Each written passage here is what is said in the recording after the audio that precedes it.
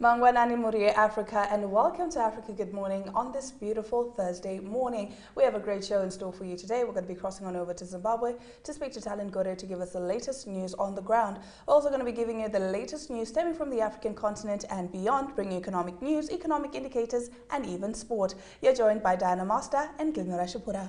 Good morning. How are you, Diana? I am doing well, thank you, Glenn. How are you doing? You're looking quite well as well. You're looking amazing too. Thank you, thank you, thank you. So tell me, what you like to snack on? Popcorn.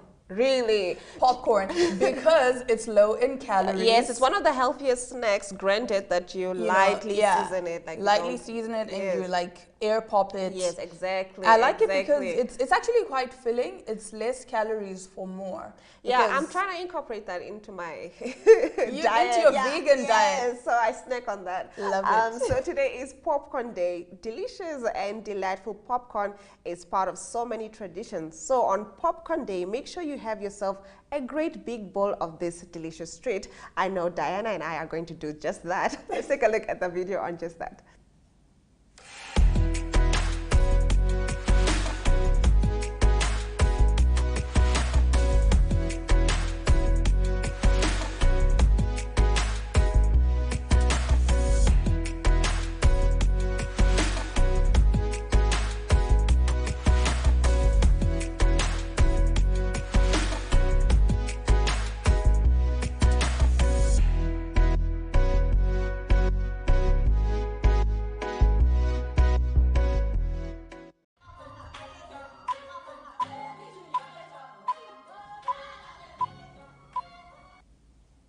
Today is Thursday, the 19th of January, 2023. Let's get into your top stories.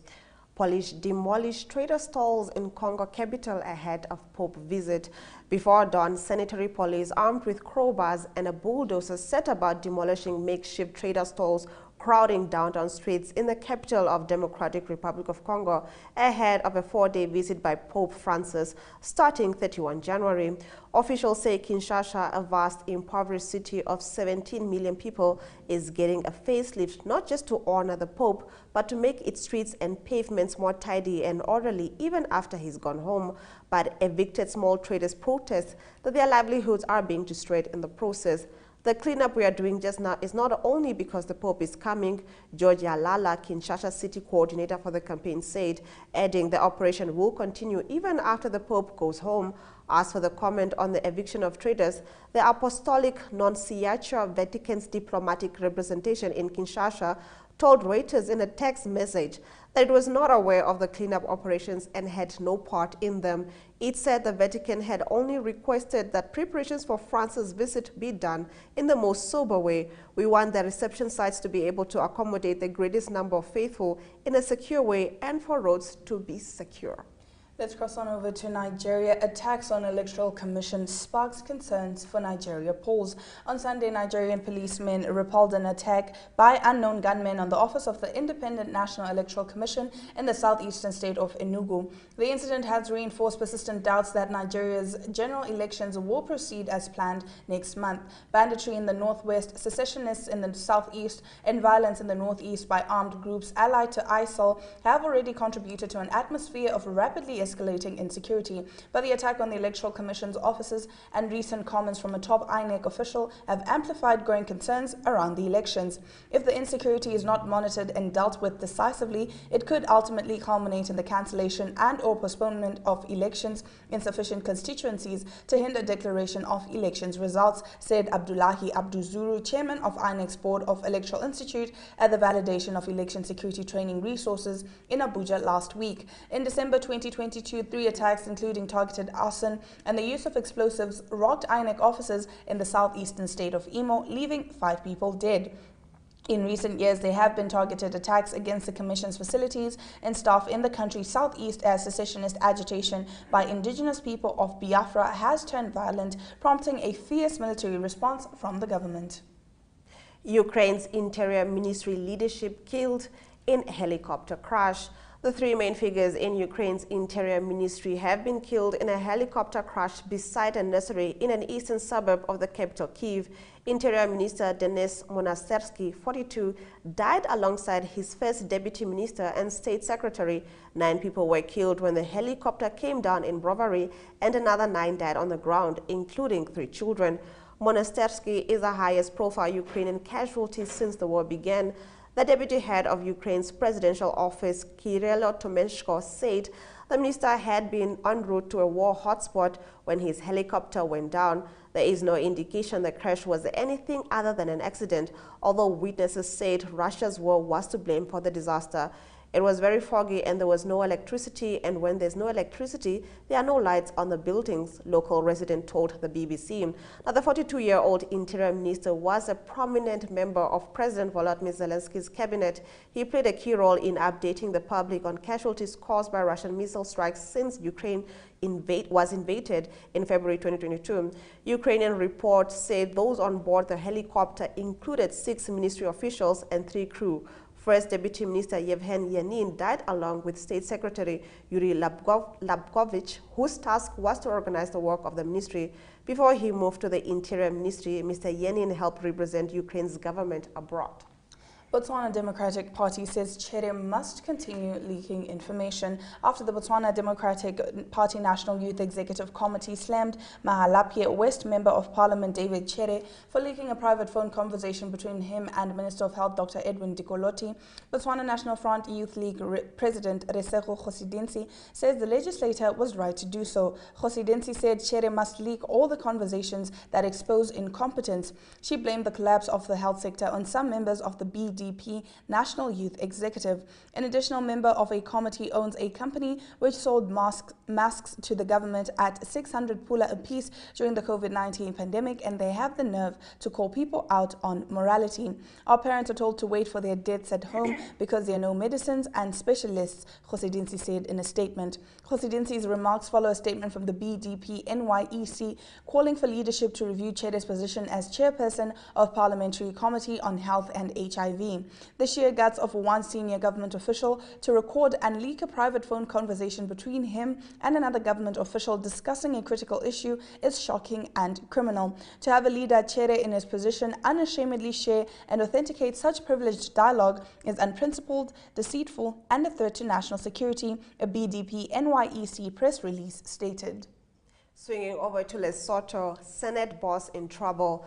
The president of the Senate, Dr. Mamona Henk Mokitimi, and her husband, Tsietsi Mokitimi, are being investigated by the police for malicious damage to property, the Post can reveal. It is, however, still not yet clear as to who between Dr. Mokitimi and her husband will face the actual criminal charge, while the other will be an accessory, according to a source in the police.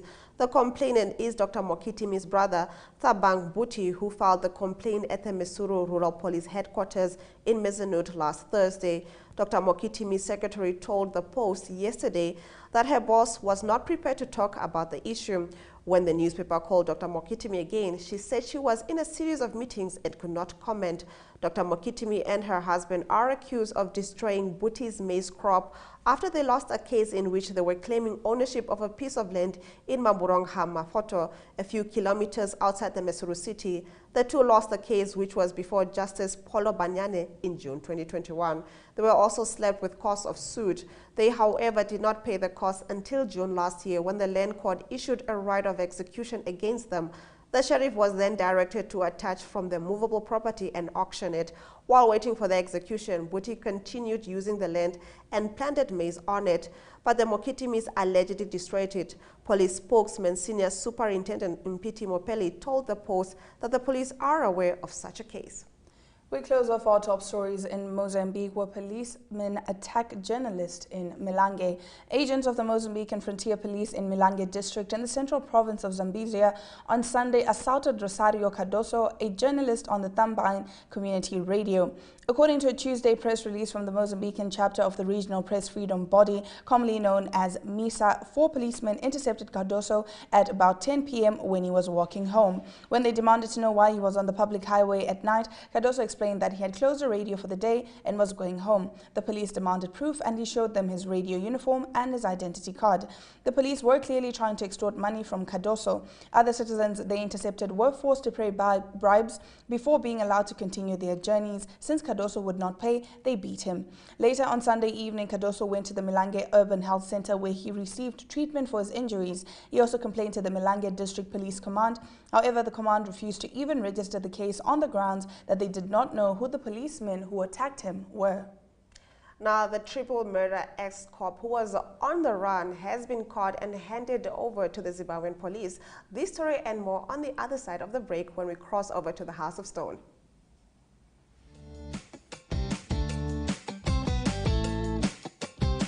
The My.NA Cars Show provides viewers with the best in-class cars content, engaging interviews, as well as a showcase of the latest cars-related news, products, and services. If you would like to feature your brand or campaign on this platform, contact My.NA at synergy.com.na. My.NA Cars, more than just a ride.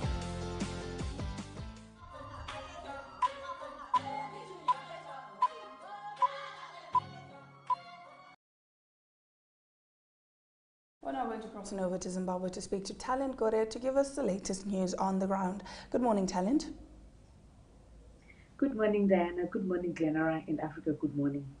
Now, let's get into an update over the story that you recently reported on. The triple murder ex-cop has been handed over to Zimbabwean police after he was found in Mozambique. Please give us an update. We understand that the Mozambican police and the Zimbabwean police were in negotiations and talks in order to reprimand him in Zimbabwe. Yes, he was reprimanded and right now he is in Zimbabwe. He appeared before the magistrate courts yesterday where he was arguing that he had not slept and he didn't want to go with the detectives because the Zimbabwean police are saying that we still want to investigate him. We still want to go for indications. So can you please have more time with them? So right now he's in the custody of the police whereby he is making indications and showing them on how he escaped and how he killed 3 people. So right now he's doing the indications with the police and he'll be back in court after 3 days where his trial will actually begin. All right, now in your next story, Nigerian musician D'banj will be in Zimbabwe for collaborations. This sounds like quite an exciting thing. Yes, Nigerian musician D'banj is officially in Zimbabwe. He arrived on Tuesday and he will be making collaborations with some of the local artists. Apparently D'banj say that he once came to Zimbabwe and right now he's back for collaborations and he will be having a show this coming weekend. So we are now waiting to see whether that show is going ahead or not, because there are speculations that he is supposed to be back in Nigeria tomorrow. And yesterday he also met the president, Emmerson Mnangagwa. He met President Emmerson Mnangagwa at the State House yesterday. So this is something huge for the music industry in Zimbabwe and also for those musicians who are going to be collaborating with the musician. Well, we're excited to see what comes out of this trip. And finally, Diasporian loses £5,000 to local fraudster/con artist. What happened? So a United Kingdom-based company lost £5,000 and 16,000 rands to a local fraudster in a cash transaction deal. Apparently, the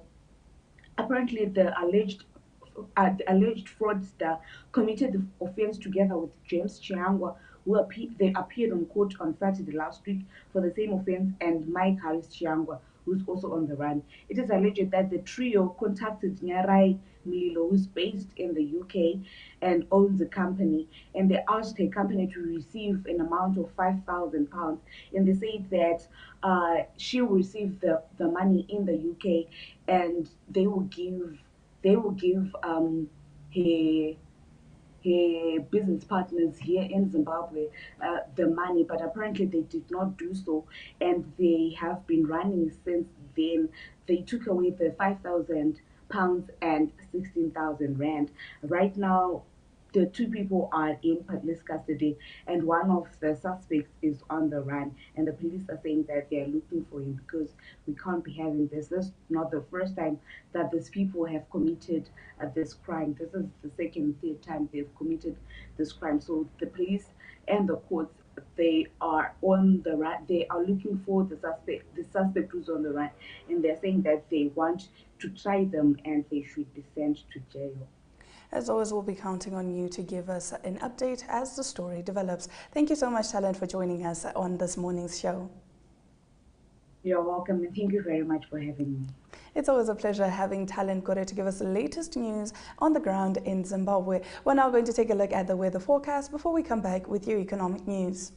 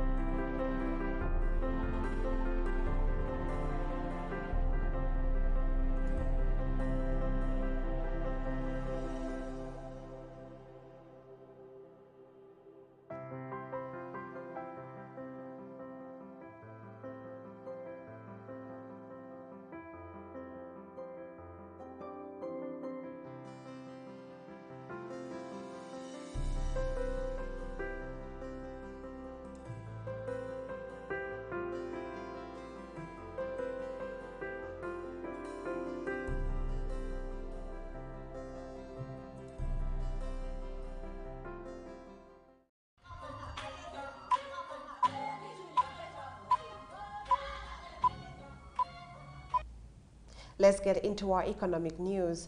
Inflation cools slightly to 7.2%, but food prices remain red hot. Annual consumer price inflation cooled to 7.2% in December, down from 7.4% in November and 7.6% in October, Statistics SA reported on Wednesday. December's inflation rate was slightly lower than economists expected. The median forecast of 15 economists in Bloomberg's survey was 7.3%. The consumer price index increased by 0.4% in December from the previous month. Prices of food and non-alcoholic beverages rocketed by 12.4% year-on-year, only slightly down from 12.5% in November. Bread and cereal prices were 20.3% higher in December 2022 than a year earlier, while oils and fats were also much more expensive. Meat price rose to 10% in 2022, while vegetables increased by 12%. While South Africa has enjoyed bumper crops, fuel price hikes and load shedding have pushed prices higher.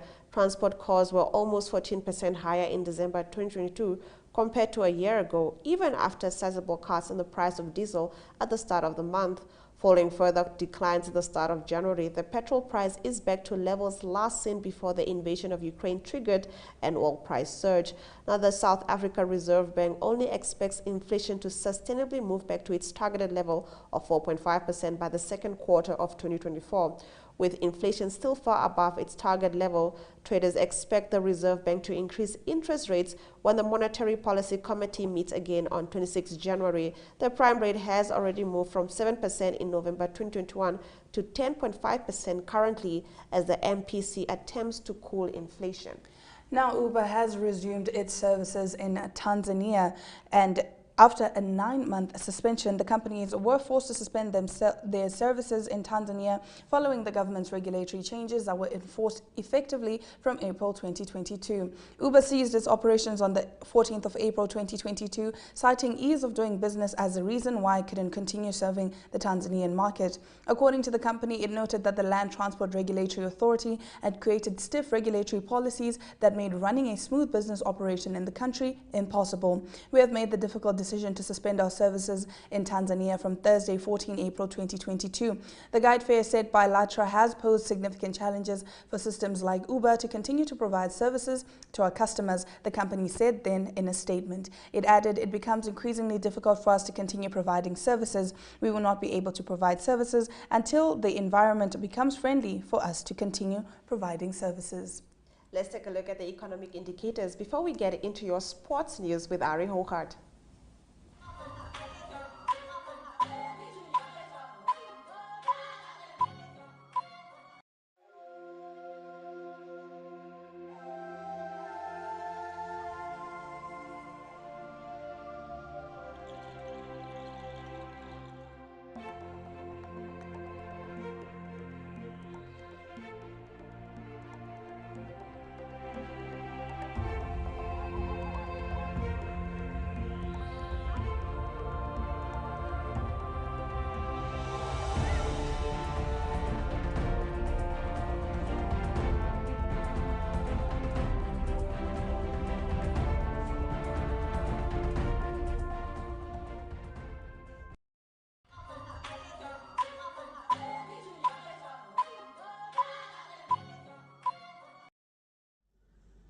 Good day everyone, time for international sports news, starting off with tennis news. Australian Open continuing in Melbourne, the first major of the tennis calendar for 2023. Exciting tennis already. Let's go to the men's draw first, and it is the result from the first round. It's Andy Murray of Great Britain. He's from Scotland. He beat the 13th seed Matteo Berrettini. Great result for Andy Murray, and he beat him in 5 sets, 6-3, 6-3, then 4-6, 6-7, and 7-6 in the 5th set. And it is also the 5th seed Andrei Rublev that is through to the next round. He beat Dominic Thiem. That's on his way back. He had lots of injuries, former world top 5 player, and it is Andrei Rublev that won that game in 3 sets, 6-3, 6-4, and 6-2. South African Lloyd Harris, a great result for him. He's into the second round of the tournament. In the first round, he played against Italy's Lorenzo Musetti. He is 17th seed. Went to 5 sets, but it was South African Lloyd Harris that won the 5th set in a tiebreak, 7-6. He will next play Martin Futsunix. He is from Hungary, and the Futsunix also unseeded player. On to the women's draw, and it is a 4th seed Caroline Garcia of France continuing a good form, and she's through to the second round. She beat Catherine Sebov of Canada by 6-3 and 6-love. Then the unseeded player to look out for is Gabine Muguruza. She's from Spain, and she beat Elise Mertens, the 26th seed, by 6-3, 6-7 and 6-1 in the third. It is Muguruza that won the 2016 French Open and the 2017 Wimbledon Open. She's a former world number 1. She's unseeded for the tournament, but definitely a player to look out for as the tournament progresses. Also unseeded player that is through that one can look out for is Leila Fernandez of Canada. She beat Elise Gourmet of France by 7-5, 6-2, and Leila Fernandez played in the 2021 US Open final. She lost to Emma Raducanu in that final. She is 21 years old and also a player to look out for, also unseeded in the tournament. On to hockey news. It's the World Cup men's hockey tournament taking place in India, and a good result for Argentina. They had a 3-3 draw against Australia, but that keeps their quarterfinal hopes alive. And they, if they beat France on Friday, that is Argentina, well, the winner of that game between France and Argentina will go through to the quarterfinals. Australia play South Africa on Friday. If they win, they will also make sure of their place in the quarterfinals. South Africa out of contention. They lost their second game 2-1 against France, and they earlier also lost against Argentina. Also in Group C, a big result for the Netherlands. They beat New Zealand quite convincing by 4-0. And in Group D, it is still a tight contest between host India, also England and Spain, for 2 spots to go through to the quarterfinals. That will be determined mostly on Thursday. That is when England plays Spain and India play against Wales. Now continuing international sports news with cricket news, it is the Women's Under-19 World Cup that's taking place in South Africa between Potchefstroom and Benoni, and the results there is the host South Africa beating Scotland quite convincing by 44 runs. It is a 20 overs tournament, a T20 tournament. South Africa batting first, 112 for 7, and then bowled out Scotland for 68 runs. Australia quite a convincing win against the United States of America by 9 wickets. USA batting first, battling to score 64 runs, and Australia reaching the target 65 for only the loss of 1 wicket. Then also in the SA20 T20 International Series, quite a popular series that's taking place in South Africa. The recent game, Sunrisers Eastern Cape won their first game of the tournament. They lost their first 2 games. They played in Gqeberta, their hometown, the old Port Elizabeth, and they beat the MI Cape Town team, and they beat them by 4 wickets in the last over with 3 balls to spare. MI Cape.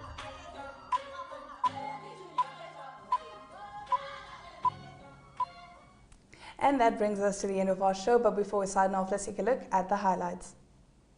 Police demolish trader stalls in Congo capital ahead of Pope visit. Attacks on electoral commission spark concerns for Nigeria pause. Ukraine's interior ministry leadership killed in a helicopter crash. Inflation cools slightly to 7.2%, but food prices remain red hot.